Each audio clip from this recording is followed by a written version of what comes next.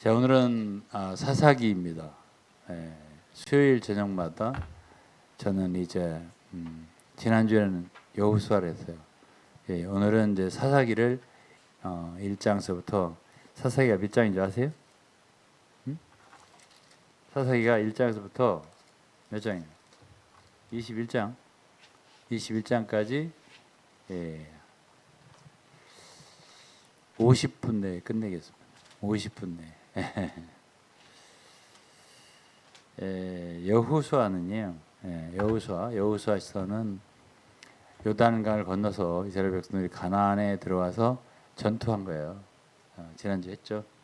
그것은 가나안에 사는 주로 7부족으로 구성된 대적들을 물리치는 거죠. 그래서 기업을 분배받는 것으로 끝나요. 그런데 이제 이 사사기는 여호수아 시대가 지나고 그런 다음에 이제 여호수아 정복 전쟁은 가나안 정복 전쟁은 7년 정도 된다면 사사기는 길어요. 사사기는 한 400년 돼요. 그리고 사사의 숫자는 13명입니다. 14명으로 되어 있지만 사실은 그 중에 한 사람은 아비멜렉이라는 사람은 칠 수 없어요. 사사로 칠 수가 없습니다. 스스로 됐기 때문에. 그래서 온니엘 그리고 에훗, 사사 이름이라 다 아시는 게 좋겠어요. 온니엘, 에훗, 삼갈, 드보라, 바락, 기드온, 아비멜렉, 돌라, 야일, 입다, 입산, 엘룬, 압돈, 삼손 이렇게 됐어요. 그다음에 여기서 히브리서에 나오는 11장에 나오는 그 사사들의 그 증인 중에 포함되는 이름은 몇 명이 안 돼요. 여기서 바락이 하나 들어가고 기드온이 들어가고 그다음에 입다가 들어가고 삼손이 들어가고 이렇게만 들어갑니다. 그런데 이 사사라는 뜻은 쉽게 말해서 재판장이라는 뜻이 저주라는 뜻이에요. 히브리어는 쇼페림이라고 그러는데요. 그래서 이거는 재판장 또는 지도자라는 뜻이에요. 그래서 이 사사들이 다스리는 시대를 사사 시대 이렇게 말합니다. 민수기는 40년이죠. 광야에 40년 동안 있었던 모세의 영도하에 있었던 40년 광야. 그렇습니다. 그다음에 사사기는 사사들이 일어났다가 이제 바로 또 다음에 일어나는 게 아니에요. 이제 한 40년 동안 태평성대가 있다가 그다음에 또 죄를 짓고 죄를 진 다음에 그들이 주변 열국에게 종로를 하게 되고 그다음에 이스라엘 백성들이 회개하고 탄원하고 그런 다음에 하나님께서 사사를 일으켜서 구원해주고 이런 역사가 반복돼요. 그래서 사사기를 공부하는 사람들은 그것을 4S 사이클이라고 해요. 4S란 네 S라는 것은 처음에는 sin, 죄를 짓는 거죠. 이스라엘 백성들이 그다음에 죄를 지면 그 대가로 하나님께 심판하세요. 그래서 노예 생활하게, 슬레이브리, 노예 생활하게 하고 그다음에 supplication, 탄원을 하게 돼요. 그 다음에는 salvation, 구원을 하게 돼요. 이 4 사이클이 계속 돌아간다. 이렇게 이제 여러분들이 이해를 하시면 일단 되고요. 하나님께서 이스라엘 백성들이 가나안에 들어가면은 가나안의 대적들을 철저하게 진멸해야 된다. 이렇게 말씀을 사실은 하셨거든요. 그래서 이제 이것은 신명기 7장에 있어요. 신명기 7장을 잠시 보고 들어가겠습니다. 신명기 7장 1절을 보면은 네 하나님 여호와께서 너를 인도하사 네가 가서 얻을 땅으로 들이시고 내 앞에 여러 민족 헷 족속 길가스 아모리 가나안 브리스 족속 히위 족속 여부스 족속 너보다 많고 힘이 있는 7 족속을 쫓아낼 때에 네 하나님 여호와께서 그들을 네게 붙여 너를 치게 하시리니 그때에 너는 그들을 진멸할 것이라. 그들과 무슨 언약도 말 것이요 그들을 불쌍히 여기지도 말 것이고 또 그들과 혼인하지도 말고 네 딸을 그 아들에게 주지 말고 그 딸로 네 며느리를 삼지도 말라. 그래서 그렇게 되면은 네 아들을 유혹하여 부인들이 여호와를 떠나고 다른 신들을 섬기게 할 것이고, 그러면 여호와께서 너에게 진노하사 너희를 멸하실 것이다, 이렇게 말했습니다. 그래서 그곳에 들어가면은 5절에 보면 그들의 단을 헐고 주상을 깨뜨리고 아세라 목상을 찍고 조각과 우상을 불사르라, 뭐 이런 식으로 얘기를 했습니다. 그런데 이제 이 사사기는 여호수아하고 좀 차별이 있다면, 여호수아는 전체적인 이스라엘 백성들이 가나안 땅을 정복하는 전쟁을 얘기한다면, 이 사사기는 지파별로 말하자면 내부 그 가나안 땅에서 소탕전을 벌이는 거예요. 그래서 이제 유다 지파부터 나가서 이제 내부적으로 가나안 족속들과 전투를 벌이는 장면. 이제 거기에 이제 기업을 분배받았을 거 아니에요. 그러면 그 분배를 받았지만 거기에 아직 그 대적이 아직 남아 있을 거 아니에요. 그들을 완전히 소탕하는 전투를 벌이는 얘기가 어디에? 사사기에 있단 말이에요. 그래서 이제 1절에 보면 1장 1절에 보면 이스라엘 백성들이 묻죠. 누가 먼저 올라가서 가나안 사람과 싸우냐? 그러니까 주께서 여호와께서 유다가 올라가라. 유다 지파의 전투부터 이제 시작해서 나옵니다. 그래서 이제 유다 지파는 시몬과 함께 가서 싸우게 되는데, 이 전투를 보면은 어쨌든 유다 지파가 가장 용맹스러워요. 그래서 그 누구를 죽였다 이제 뭐 그리고 예루살렘을 쳐서 취하고 칼날로 치고 성을 불살랐다 뭐라든가 8절에 그렇죠. 또 10절에 보면 가나안 사람 뭐 세세의 아이만 달메 이 사람 죽였다라든가, 또 12절이면 갈렙이 나오죠. 여호수아 갈렙 할 때 갈렙이에요. 기럇세벨을 쳐서 그걸 취하는 자에게 딸을 주겠다, 악사라고 했다 이름이. 그런데 그때 갈렙의 아우 동생 그나스의 아들 온니엘이 그걸 취해서 갈렙은 그 약속대로 그 딸 악사를 온니엘이 줬다. 이 온니엘이 첫째 사사 중에 첫 번째. 첫 번째 사사는 누구 어디에서 나오냐? 유다 지파. 누구? 갈렙의 동생이에요. 이렇게 되었습니다. 자세한 건 말하기가 어렵습니다. 그런 다음에 21절부터는 베냐민 자손. 베냐민 자손은 예루살렘에 여부수 사람을 쫓아내지 못했다. 요셉 족속. 그다음에 22절은 베델을 치러 올라갔다. 그리고 23절에 보면 베델을 정탐을 했고 그 원래 이름은 루스였다. 그래갖고 어쨌든 요셉 족속도 완전히 그 처부수냐 그렇지 못했다는 얘기를 하고 있어요. 그다음에 27절에는 므낫세가 거민들을 그 무기또와 그 향리 거민들을 쫓아내지 못했다 이런 말을 하고, 그러니까 가나안 사람들 결심하고 그 땅에 거했다. 그런 다음에 이제 29절에 에브라임 사람들, 에브라임이 했는데 대적이 가나안 사람 쫓아내지 못했다. 이 30절에 스불론 사람들, 그리고 쫓아내지 못했다. 쫓아내지 못했다는 말을 계속 하고 있잖아요. 그렇죠? 그래서 이제 2장에 가보면은 여호와의 사자의 그리스도라고 생각을 합니다. 우리는 길갈에서부터 복음에 나왔을 때 여호와의 사자께서 말씀을 하세요. 여러분들이 너희에게 하나님이 세운 언약을 어겼다. 그래서 하나님이 하신 말씀 신명기 7장에서 한 말을 다시 한번 하는 거예요. 그래서 이제 그 언약을 어기고 그러기 때문에 3절에 보면 그들을 너희 앞에서 쫓아내지 아니하리니, 그러니까 이제 그들이 만일 정말로 이스라엘 백성들이 하나님께 순종한다면 완전히 철저하게 쫓아내야 되잖아요. 근데 그렇게 하지 않았잖아. 1장에서 쭉 얘기 들어보면 유다 지파도 완전히 하지를 못했어요. 많이 했지만 크게 이겼지만은, 그러니까 다른 지파들은 뭐 굉장히 연약했고, 그러니까 가나안 사람들이 아주 결심하고 거기서 이제 거주하고 그렇게 됐어요. 그렇게 되기 때문에 결국은 3절에 뭐라고 하냐면 그들이 너희 옆구리에 가시가 될 거고 그 신들이 너희 올무가 된다 이렇게 말씀하시고 그러니까 여호와의 사자가 난 우리는 그리스도라 생각해요.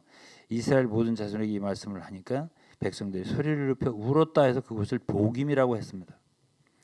그래서 이 장에도 보면은 이 이스라엘 백성들의 상태가 여호수아 시대 후에 사사 시대가 이제 막 접어 들어가는 거예요. 그때 상태는 11절에 이스라엘 자손 여호와의 목전에 악을 행하며 바알을 섬겼다 그랬어요. 그리고 12절에 애굽 땅에서 그들을 인도해낸 열조의 하나님 여호와를 버리고 다른 신을 섬겼다 이랬습니다. 13절 뭐라 했어요? 그들이 여호와를 버리고 바알과 아스타롯을 섬겼다. 그래서 14절에 여호와께서는 이스라엘 진노하사 노략하는 자의 손에 붙여 그들을 노략을 당하게 했다. 그리고 사방 모든 대적의 손에 파셨다. 그들이 다시는 대적을 당하지도 못하게 됐다 이렇게 됐습니다. 자 그러면은 이 원칙을 얘기하는 거예요. 그러면 18절에 보면 2장 18절에요. 여호와께서는 그들을 위해 사사를 세우실 때는 그 사사와 함께 하셨고 그 사사가 사는 때는 여호와께서 그들을 대적의 손에서 구원하셨는데 이는 그들이 대적의 압박과 괴로움을 받아 슬피 부르짖을 때 여호와께서 뜻을 돌이키셔서 구원을 해줬다 이런 얘기예요. 그러나 19절에 그 사사가 죽은 때는 돌이켜서 열조보다도 패괴하게 다른 신들을 섬겼다. 그리고 다시 또 이렇게 하고 다시 또 그렇게 되고 이렇게 반복되는 4S 사이클이 돌아갔다는 얘기예요.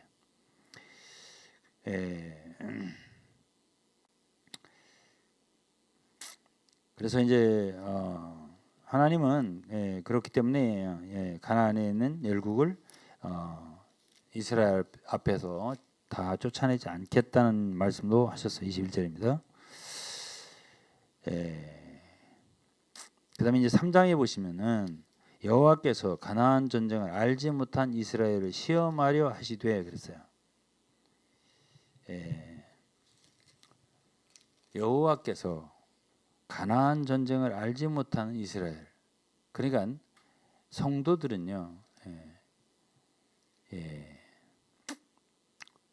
전쟁하는 걸 배워야 되거든요. 민수기는 이스라엘 백성들에게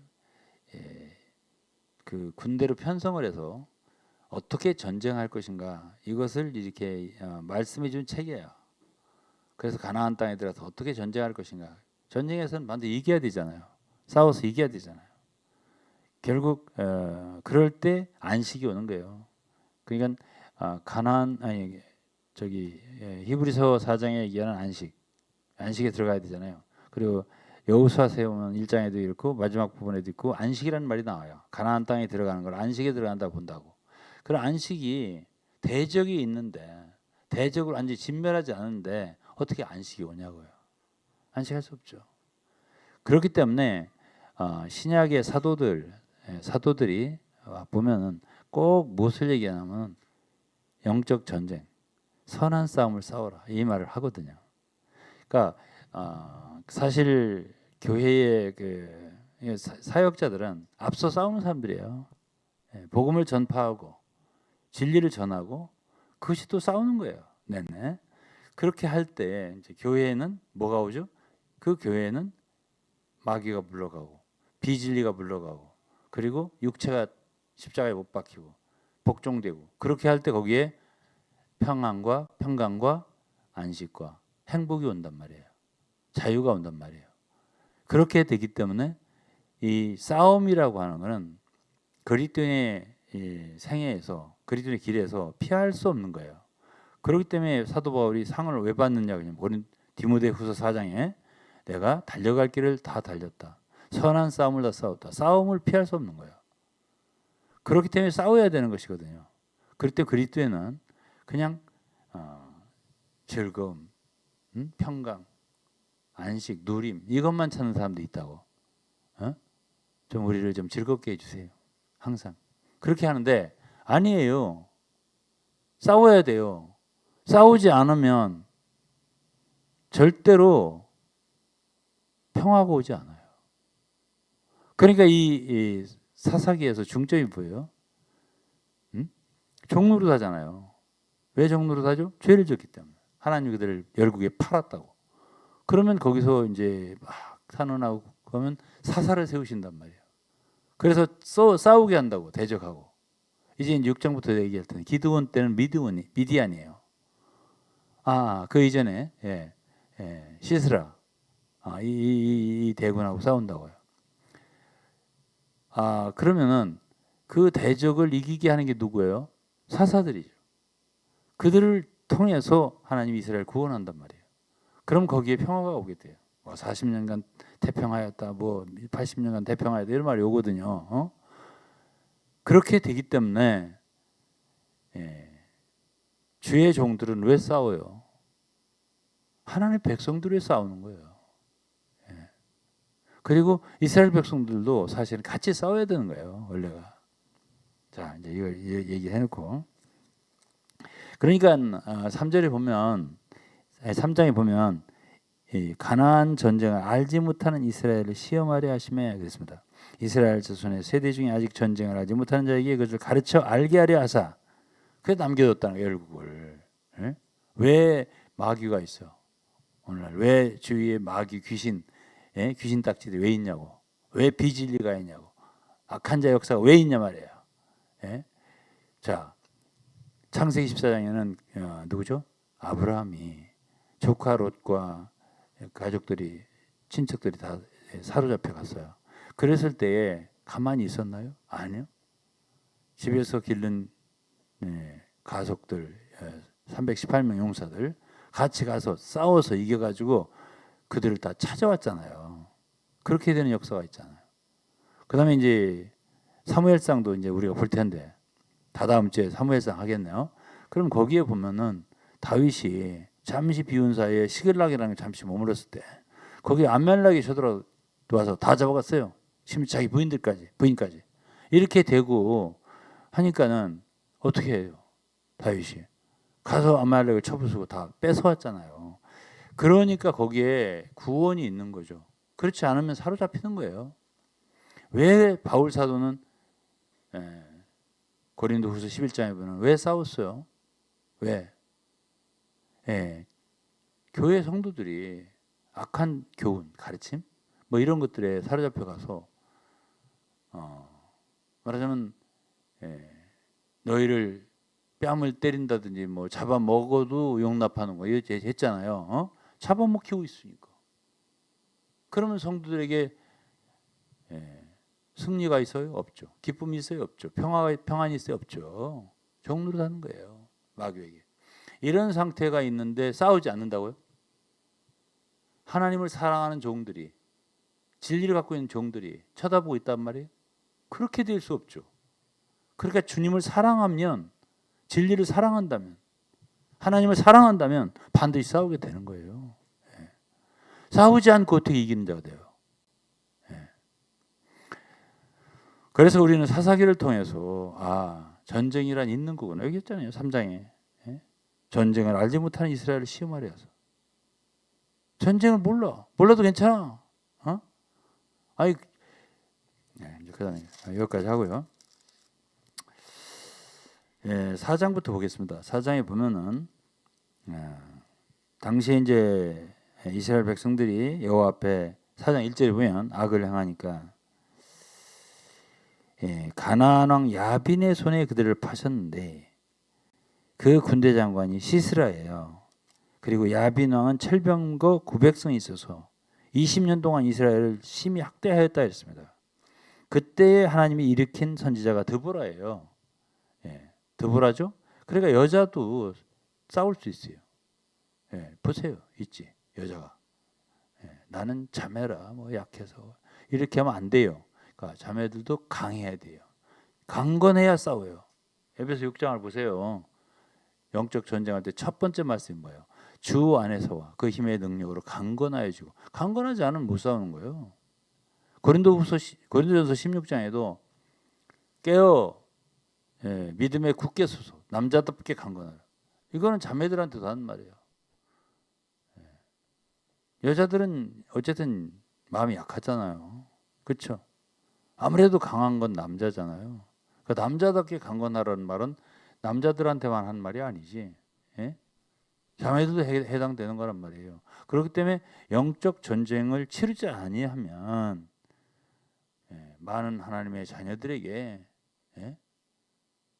평안과 승리와 안식과 기쁨을 갖다 주지 못해요. 자유함을 갖다 주지 못해요. 그러니까 주님을 섬기는 종들은 피할 수 없는 게 싸움이라고요. 그때 당시에 이제 이 드보라가 일어났고요. 결국 드보라는 야빈의 군대 장관 시스라와 그들을 이끌어내서 싸우게 됐습니다. 그때 당시에 이 드보라는 여자이기 때문에 한 사람을 더 했는데 그게 누구냐면은 바락이에요. 그러니까 6절에 보면 4장 6절에 보면 아빈노암의 아들 바락을 불러다가 납달리 자손과 스불론 자손 1만 명을 거느리고 다블산으로 가라. 그래서 내가 야빈의 군대 장관 시스라 그 병거들과 무리를 기손강으로 이끌어내어 네게 이르게 하고 그들을 내 손에 붙이리라. 그래서 이제 바락을 참여시켜. 그래갖고 어쨌든 드보라는 여자니까 바락을 앞세우는 거지. 남자를 권위로 삼는 거죠.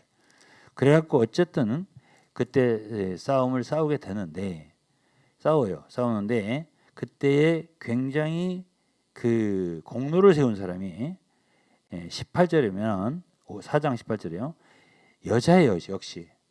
이 사사기의 사장에는 특별히 드보라가 나오고 또 하나는 적장을 죽인 사람이 누구냐? 시스라인데 적장이 시스라를 누가 죽였냐면 자매예요, 여자. 야엘이라는 사람입니다. 그가 그 적장을 잘 장막에 어쨌든 그 자기를 잘 받아서 숨겨줄 줄 알고 그한테 들어갔어요. 그 집 장막에. 그때 그 야엘이라는 여자가 이불을 덮고 물을 좀 마시라고 하고 젖부대를 열고 마신 다음에 그를 덮고 그런 다음에 어떻게 했어요? 야엘이 말뚝을 취해가지고 손에 방망이를 들고 가만히 가서 말뚝을 살적에 박으니 말뚝이 꿰뚫고 땅에 박혀서 시스라가 기절하여 죽으니라. 그러니까 이 전쟁에서 이긴 거는 결국 누구 공로냐면 한 자매예요. 당시에 그러면 누가 사사했다고? 드보라. 근데 희한하게도 히브리서 11장을 보면 그 증인 가운데 나는 그들이 이기는 자들의 목록이라고 봐요. 그래도 그 가운데 드보라는 들어가 있지 않고 바락이 들어가 있다고. 그 다음에 이제 5장에는 드보라와 아히노암의 아들 바락이 드보라와 바락의 노래가 있다고요. 노래. 그러니까 말하자면 승리의 찬가라고 말할 수 있고 그 전쟁의 그 광경을 노래한 그 노래가 있어요.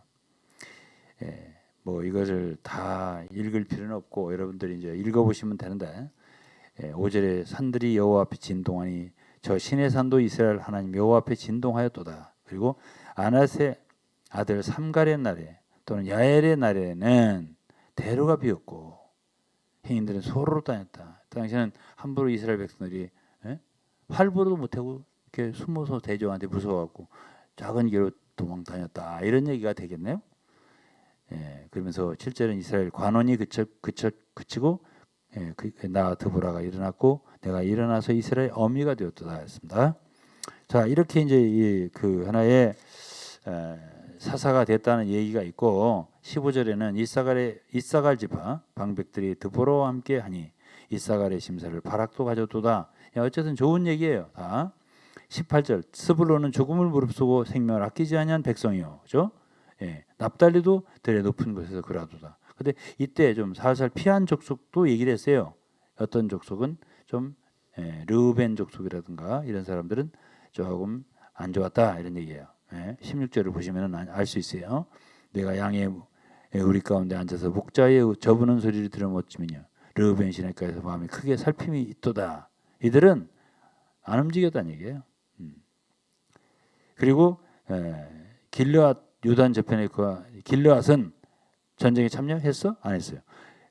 배에 머무르면 어찌미냐. 아셀은 해변에 앉고 자기 시냇가에 거하다. 전쟁에 참여하지 않은 건 안 한 대로, 한 건 한 대로 이렇게 쭉 노래를 했어요. 그러면서 24절에는 그 야엘이라는 여자, 그 시스라를 말뚝으로 박아 죽인 여자, 그 여자는 24절에 노래를 했어요. 겐세랑 헤베레 아내 야엘은 다른 여인보다 복을 받을 것이니 장막에 간 여인보다 더욱 복을 받을 것이다. 시스라가 물을 구하며 우유를 주고 그 엉긴 젖을 귀한 그릇에 담아주고 손으로 장막 말뚝을 잡으며 오른손에 장인의 방망이를 들고 방망이 시스라를 쳐서 머리를 뚫되 살짝을 꿰뚫었다. 그래서 이렇게 마귀 하나라도 쳐 죽인 사람에 대해서 이러한 찬양이 있는 거야. 이게 바로 사사기예요. 뭔가 한번 했으면 끝장을 보고 하나라도 죽이고 끝내고 이렇게 하는 여가 있어야지. 응? 하는 동 마는 동 이거 하는 것도 아니고 안 하는 것도 아니고 그냥 맨날 즐거워요. 나 어렸을 때 저기 복음 찬양 가르쳐준 선생님들이 워짱과일라 워짱과일라 워짱과일라 창상 과일라 이런 거 있거든. 그 무슨 선생님 부르죠? 나는 기쁘다 나는 기쁘다 항상 기쁘다 이 소리예요. 창상 과일라. 그런 우리 주일학교 때 배웠거든. 그 항상 그렇게만 교회 생활하는 거야. 아 누림이 좋다 우리는. 말씀이 너무 그 말씀이 좋은 건 좋죠. 근데 이 말씀을 많이 우리가 얻은 결과, 그렇죠? 기도도 많이 하고 뭐 누림도 좋고 찬양도 많이 좋은데 싸우는 거 하나도 싸움을 몰라. 문제가 여기에 있어요. 여기. 이스라엘 백성도 가나안에 들어오긴 했는데 전쟁을 모르는 사람이 많다 이거야. 자, 그다음에 이제 6장에 보면은 이 7년 동안 이 사람들이 또 이제 6장 1절이면 여호와의 목전 이스라엘 백성들이 악을 행했다고 했습니다. 그래서 7년 동안 이들을 누구에게 붙였다고? 미디안에게. 그 이전에는 그 드보라와 그 바락이 때는 야빈 왕, 가나안 야빈 왕 시스라 이들에게 붙였다고. 6장에는 미디안. 그러니까 대적을 다 쳐부시지 못한 결과 올무가 된다 했잖아요. 그러니까 완전히 진멸하고 끝내버려야 그래야 다시는 그 대적이 일어나지 못하고 하나님의 백성 가운데 안식이 온단 말이에요. 제가 왜 배교 메시지를 왜 전했겠어요? 2022년 10월 달부터 왜 전했겠습니까? 저 그거 전하고 공격 많이 받았습니다. 정말로. 이가 흔들릴 정도로 제가 힘들었습니다. 그럼 왜 그렇게 해야 했어요? 한 사람이라도 하나님의 백성들을 구해내야죠. 악한 교리에서, 지식에서, 귀신의 가르침에서 벗어나게 해야죠. 그리고 다시는 그러한 영지주의적인 가르침이 이 땅에서 발을 붙이지 못하게 해야죠. 그렇게 싸우지 않으면은 하나님의 백성들은 그냥 그게 진리인 줄 알고 그게 최고인 줄 알고 그것이 정말 하나님 믿는 최고의 신앙인 줄 알고 거기 사로잡혀 있단 말이에요. 그런 일 안 하면 누가 할 건데? 그냥 여기 미디안이 이제 이스라엘 백성들을 이제 사로잡았어요. 그들을 이제 구박하기 시작하는 거예요.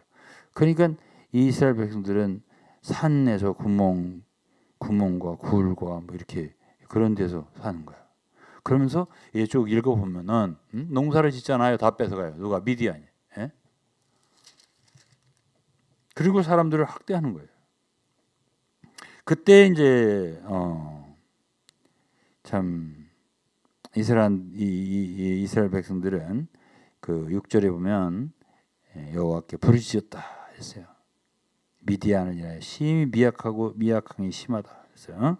그때 이제 그렇게 탄원을 하니까 하나님은 사사를 일으켰겠죠? 이때 일으킨 사사 이름이 누구라고? 기드온이에요. 자, 기드온은 12절에 보면 여호와의 사자가 나타나서 기드온에게 큰 용사여 이랬습니다. 큰 용사여. 이거 큰일 났네.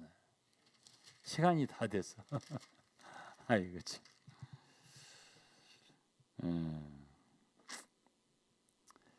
그래서 하나님이 기드온을 일으키셔서 이제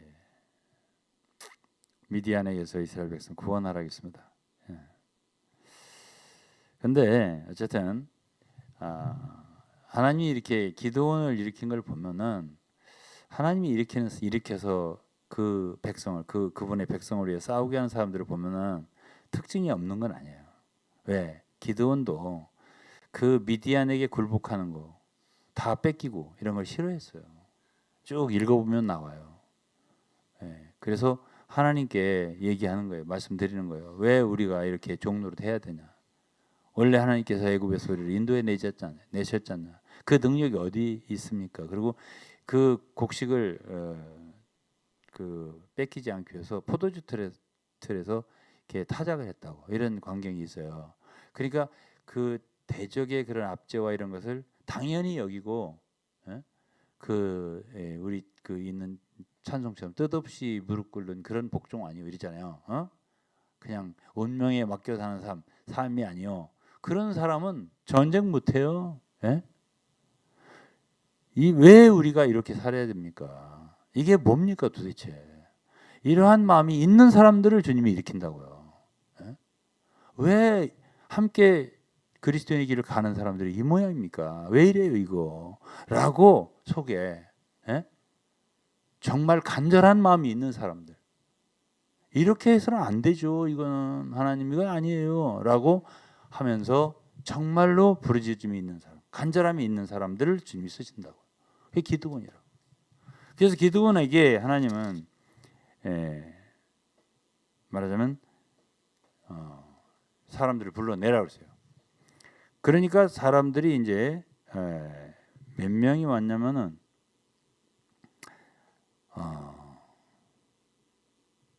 많이 모였어요. 어쨌든 많이 모였는데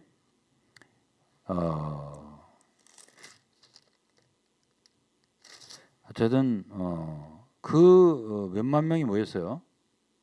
그러니까 하나님이 뭐라고 했냐면은 7장 2절에 너를 쫓는 백성이 너무 많다. 그러니까는 두려워하는 사람은 가라고 해라 했어요. 두려워하는 사람 가라. 그러니까 2만 2천 명이 가고 1만 명만 남았어요. 그러면 3만 2천 명이 모였네. 알기 쉽게 말해서 기드온과 함께 싸우겠다고. 그러니까 두려워하는 사람은 싸울 수 없는 거예요. 어떻게 두려워하는 사람 싸워요? 전쟁에 참여하냐고. 보내라. 그래서 2만 2천 명 가고 1만 명 남았어요. 그러니까 하나님이 또 뭐라 했냐면 아직도 많다 그랬습니다. 물가로 내려가갖고 그들을 한번 또 시험해봐라. 그래서 물을 어떻게 먹나 봐라. 뭐 한 3종류가 있는데 어쨌든 물을 손으로 움켜 먹는 사람들. 이게 그런 사람 뭘까요? 이렇게 정말 목이 마를 때 물을 먹는 걸 한번 시험해 보면 좀 사람이 어떤 때 이렇게 편안하고 그럴 때, 안주할 때, 그런 편안하고 그럴 때, 별일 없을 때 그때 사람이 나타나거든요. 그 사람이 진짜 어떤 사람인가. 그때 그냥 목마르니까 잡아다 엎어져 막 입을 막 핥았다 물을 이렇게 입에다 대고 냇물에다가 이렇게 먹는 사람 있잖아요. 그거 아니다. 그거 안 된다. 그럼 왜 그래요? 대적을 지금 향해야 되는데 그 대적을 싸울 사람이 그러려면은 대적을 향해서 여전히 주시를 하고 그죠? 군대 말로 사주경계를 해가면서 해야 되는데 뭐 대적이고 보고 지금 나 죽겠다 내가 목마르서 이렇게 하면 안 된다는 거지. 그러니까 물을 움켜서 먹으면서도 여전히 물을 마시면서도 대적을 갖다 살필 수 있는 그런 사람들, 깨어 있는 사람들이요. 한마디로 말해서 그런 영을 가진 사람들만 뽑아라 해서 300명인 거예요. 자, 그러면은 그 300명과 함께 이제 그 전투를 했어요. 그래서 8장을 보면은 결국 이깁니다. 미디안 대군을 이겨요. 기드온이. 근데 이제 기드온이 300명이 피곤하지만 4절에 보면 계속 하는데 그 숫곳 사람은 내내 이스라엘 백성들이에요. 그래서 미디안 사람들을 세바, 살문나 이런 사람들을 쫓고 있으니까 좀 떡덩이나 먹을 거 좀 주라. 그러니까 이 숫곳 사람들이 기드온을 협력하는 게 아니라 멸시하는 거예요.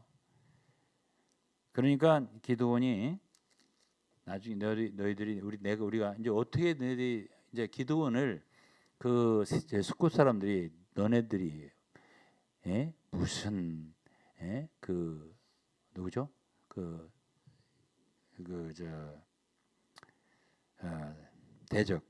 대적을 세바와 살문나 이들을 너희들이 어떻게 잡을 수 있냐 이런 얘기지. 그러면서 줄 필요 없다. 그래서 도와주지를 않는 거야. 그러니까 내가 그러면 기드온이 그런 거야. 여호와께서 세바와 살문나를 내 우리 손에 붙인다면 내가 너희 살을 찢으리라 이렇게 하잖아요. 그러니까 이제 결국 이 얘기를 쭉 들어보면 결국 이겨요. 그리고 세바와 살문나를 잡아와요. 그런 다음에 숫곳에 이르러 가지고 그 세바와 살문나를 죽인 자들을 바로 보여주면서 그리고 그 찔레로 가시와 찔레로 숫곳 사람들을 징벌했다 이게 나옵니다. 그리고서 세바와 살문나를 죽여요. 이제 죽이는 게 나옵니다.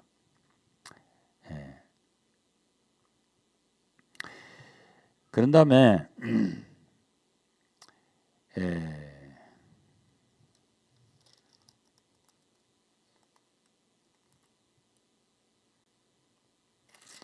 결국 이제 기드온이 이제 죽었어요. 33절에 보면. 그러니까 이스라엘 백성 다시 바알을 섬겼다 이렇게 됐습니다. 그런 다음에 이제 그 기드온의 아들 중에 여룻바알이라는 사람이 9장에 나오고 그 사람이 이제 기드온의 아들 70명을 다 죽이고 자기가 말하자면 다스려서 사사가 스스로 됐어요. 그래서 이 사람은 사사로 칠 수가 없다 이런 얘기가 되겠습니다. 자, 그것에 대한 이야기가 쭉 있고요. 그 다음에 이제 10장에 보면 돌라라고 하는 사람이 나오고요. 그 전에 9장에 보면 요담이라는 사람이 나오고 사사들이 나오는데 다 얘기 안 하겠습니다. 히브리서 11장에 나오는 사람 중심으로만 얘기할게요. 그 다음에 11장이면 길르앗 사람 입다라고 하는 사람이 나와요. 길르앗이 아버지 이름이에요. 그런데 길르앗이라고 하는 사람은 출신이 입다라고 하는 사람은 길르앗의 정실 부인에게서 낳은 아들이 아니에요. 첩도 아니에요. 기생의 아들이에요. 그러니까 그러다 보니까는 그 아들들이 정식의 부인들에게서 낳은 아들들이 너는 다른 여인 자식이니 우리 가문 기업을 잊지 못하리라 해가지고 그 입다를 내쫓아요. 그래가지고 어디로 갔어? 돕당에 그렇게 갔습니다. 근데 이 입다라고 하는 사람은 출신은 기생의 아들이라서 천한데 능력이 있어요. 이 사람이 능력이 있다 보니까 그때 마침 이스라엘에게 암몬 자손이 쳐들어와요. 그러니까 길르앗 장로들이 이거를 해결할 수 있는 사람은 입다밖에 생각이 안 나는 거야. 그 쫓아내놓고 이제 다시 이 누구에게 돕당으로 가서 입다한테 이번 전쟁만 좀 이기게 해달라 이렇게 하죠. 그래 입다가 쫓아내들 언제 지금 너 나한테 부탁하느냐.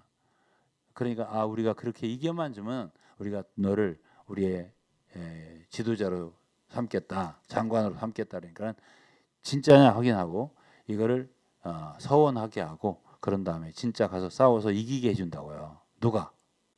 입다가. 그런 이야기 쭉 나오고 그 이야기를 쭉 읽어보면은 이 누구죠? 그 입다라고 하는 사람이 참 형제들한테 무시당하고 쫓겨나기도 했고 했지만은 내용을 이렇게 11장을 읽어보면 이 사람은 이스라엘 역사에도 아주 통달한 사람이에요. 내적으로 실력 있는 사람이에요. 그리고 어디 가든지 사람들을 이렇게 모아서 무리를 거느릴 줄 아는 사람이에요. 그러다 보니까 장군이지. 근데 이러한 사람 갖다가 무시하고 멸시해가지고 쫓아내버렸다가 이제 아주 어렵게 되니까 입다가 생각이 나서 쫓아가고 불러다가 전쟁을 하게 하고 이겼어요. 그리고 아닌 게 아니라 이제 사사가 된 거죠. 결국 입다도 사사가 된 거예요. 자, 그런데 이제 그 뒤에 이제 입다가 목숨을 걸고 싸웠어요. 입다가 싸웠는데 싸워 이겼는데 이 12장에 보면 에브라임 사람들은 아주 시기가 많아. 그러나 기드온 때도 에브라임 사람들이 기드온한테 가서 왜 자기들을 껴지지 않고 너만 이겨가지고 그렇게 했냐라고 했던 사람들이에요. 그때 기드온은 아주 부드럽게 말을 해가지고 겸손하게 말을 해가지고 뭐 무슨 끝물 포도가 뭐보다 만물 포도다 나니 뭐니 이게 기드온이었단 말이에요. 그러면서 너네들이 한 일이 나보다 굉장히 위대하다 이렇게 기드온이 에브라임 사람들을 겸손하게 말해가지고 이 사람이 노가 풀렸어요. 근데 이 에브라임 사람들이 입다한테도 똑같이 한 거예요. 12장에 보면 암몬 사람과 싸울 때 왜 우리를 불러서 함께 안 했냐? 왜 너들만 가고 싸워서 공적을 세우고 그렇게 승리했냐라고 했어요. 입다 이때는 그냥 두지 않았어요. 입다는 기드온은 그렇게 했죠. 이 습관된 거예요. 이 사람들이 그냥 싸우지 않고 이렇게 말로 시기로 이렇게 해서 재미 보는 거. 이 해다가 입다한테는 완전히 그냥 이때 죽은 사람들이요 42,000명. 어디 사람이에요? 에브라임 사람들이. 그러니까 함부로 그렇게 손 안 들이고 힘 안 들이고서 이렇게 얻으려고 하는 그런 정신. 그러다가 입다한테는 엄청 당했다. 이렇게 아시면 되고요. 그다음에 이제 13장서부터 누구 얘기가 나오면 삼손이에요. 자, 그러면 이제 삼손에 대해서 삼손도 들어가요. 어디에? 히브리서 11장에. 그 삼손에 대한 얘기가 나오는데 삼손에 대해서는 많은 사람들이 그냥 뭐 여자 좋아하는 사람 뭐 아주 부도덕한 사람 뭐 이런 식으로만 이해를 한데 이 13장서부터 가만히 보면 이 삼손은요 나시린이에요. 사사 중에서 나시린은 삼손밖에 없어요. 그리고 삼손의 일생이 있잖아요. 태어날 때부터 모든 얘기가 너무너무 자세하게 기록되어 있어요. 근데 삼손이 어떤 학자들은 그렇게 말하거든. 가장 예수 그리스도를 상징한다고 이렇게 얘기해요. 자, 근데 겉으로 볼 때는 닮은 게 없어요.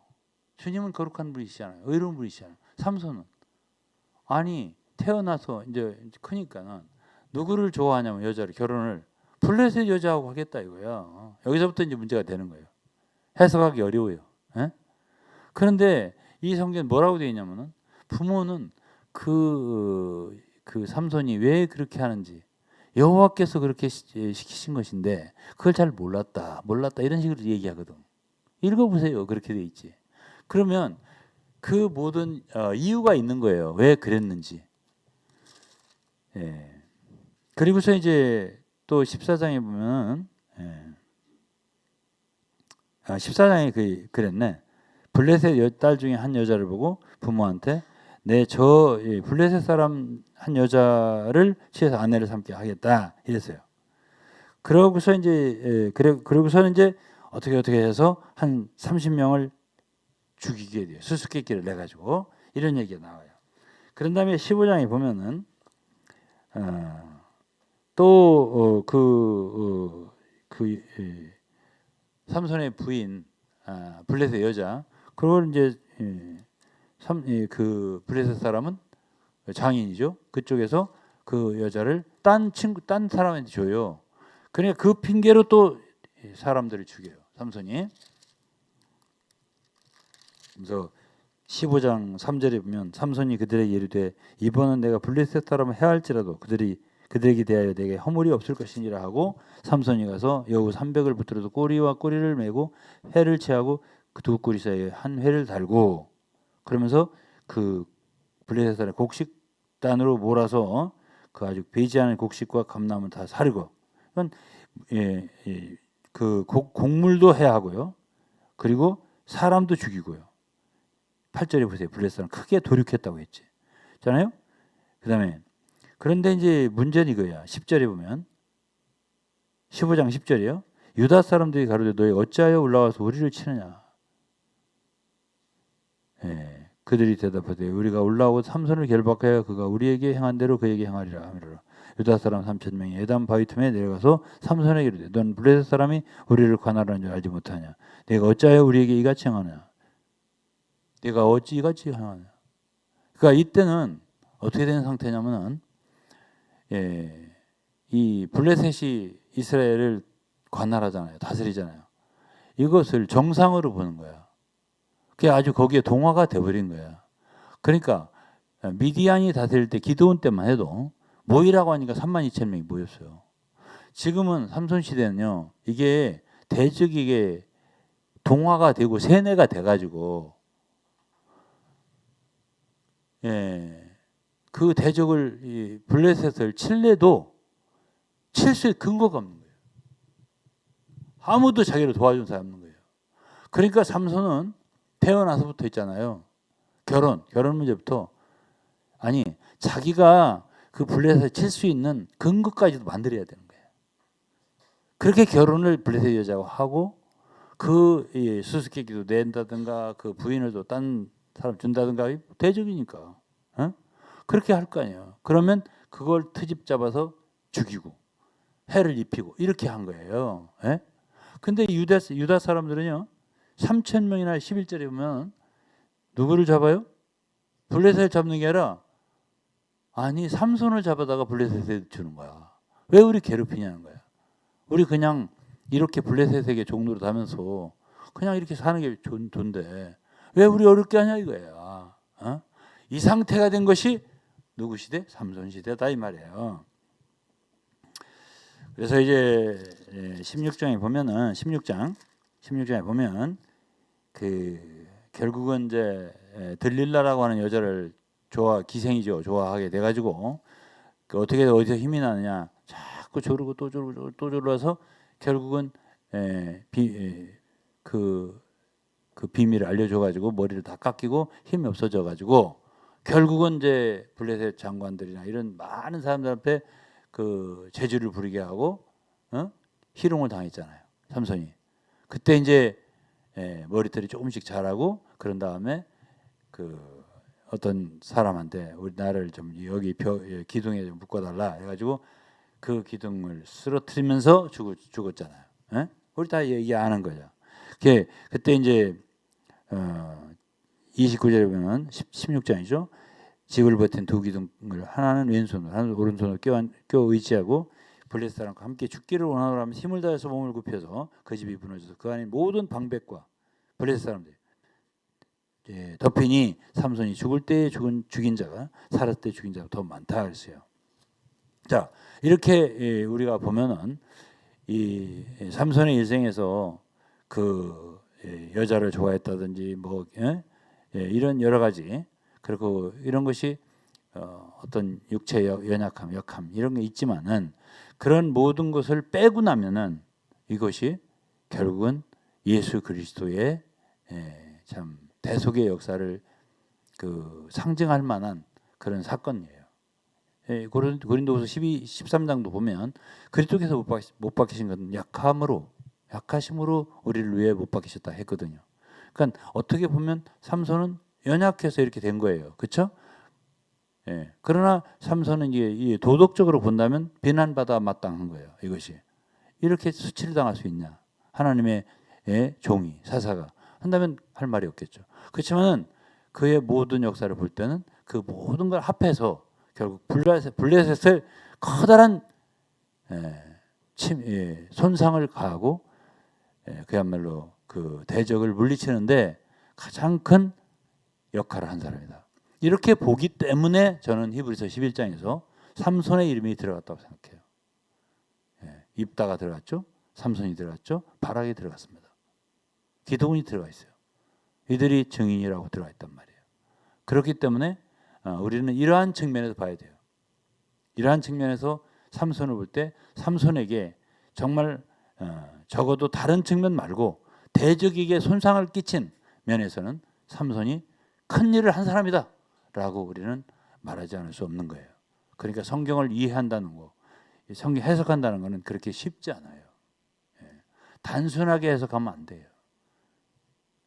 제가 결코 삼손의 이러한 뭐랄까요, 블레셋 여자를 좋아했다든지 기생을 좋아했다 이런 것을 합리화하는 거 아니에요. 그렇지만 이 모든 것들을 다 볼 때 삼손은 역시 사사다라고 저는 생각하는 거죠. 자기가 죽음으로써 더 많은 사람들을 살아있을 때보다 죽였다고 했으니까요. 그 다음에 이제 17장부터 21장까지인데 이 두 장은요. 제가 이것은 지금 시간이 많이 지나서 제가 생각한 시간보다 많이 지났어요. 지났기 때문에 이것은 제가 이게 뭐죠? 바이블 텔링 그 부분을 좀 읽어드리면서 끝내야 할 것 같아요. 그래서 이 사사시대에 두 가지 타락이 있어요. 하나는 종교적인 타락이에요. 그 둘째는 도덕적인 타락이에요. 이 두 가지의 하나의 예를 들었습니다. 그래서 첫 번째로 사사시대의 종교적인 타락은 유다의 하나의 베들레헴 소년이 있었는데요. 레위인이에요. 하나님을 섬기는 지식은 있는데 교육은 받았는데 마땅한 사역을 할 만한 자리가 없는 거예요. 먹을 것도 입을 것도 형편도 여의치 않은 거예요. 그럴 때 그 레위인이 직업을 찾다가 미가의 집에 산당에 미가의 집에 그 어머니가 자기 아들을 어떻게 먹고 살게 할까 연구하다가 신당을 차리는 거야. 우상 하나를 만들어가지고. 그러고 그때 이제 거기에 얻어 걸린 사람이 누구냐면 이 한 레위인이에요. 그러니까 거기 취직을 하게 된다고요. 은 하나씩 한 달에 1년에 은 얼마인가를 주기로 했어요. 그렇게 해갖고 했는데 이 그 미가의 산당시 당시에는 실로에 언약궤가 있을 때예요. 아직 사무엘상에서 언약궤를 뺏기지 않았을 때이기 때문에 경배를 하려면 실로에 가야 되는 거예요. 근데 미가의 산당은 무엇 때문에? 한 사람의 말하자면 생계 때문에 거기에 말하자면 매여서 결국 뭐가 생겼어요? 우상의 센터가 어디에 생기냐면 나중에 다안에 생깁니다. 왜? 처음에는 이렇게 한 가정의 그 제사장으로 고용이 돼요. 레위인이 우상을 섬기는. 근데 이것이 나중에 다안 지파가 전쟁을 할 때 그 집에 그러한 게 있는 걸 보고 거기에 이제 에봇이니 드라빔이니 이런 것들 만들어 놓고 우상을 놓고 하는 걸 보고 그거를 네가 한 가정의 제사장이 되는 게 좋냐? 한 지파의 제사장이 되는. 이게 승진을 시키는 거예요. 지파의 섬기는 제사장으로. 그러니까 이게 하나님 인도인가 보네 하고서 더 크게 사역을 하게 된 거야. 오늘날도 수많은 그러한 미가의 산당 같은 그러한 섬기는 사람들이 있다고. 그런 데서 일하는 그런 거 쫓아다니는. 그것이 이제 말하자면 종교적인 타락이에요. 그 다음에 19장서부터는 도덕적인 타락인데요. 이것도 레위 사람인데 어떤 레위 사람이 자기 부인이죠. 17, 18장은 레위인의 종교적인 타락이고 19장, 20장은 레위인의 도덕적인 타락이에요. 그 부인이 레위 사람이 첩을 취했어요. 첩을 취한 것 자체도 문제가 돼요.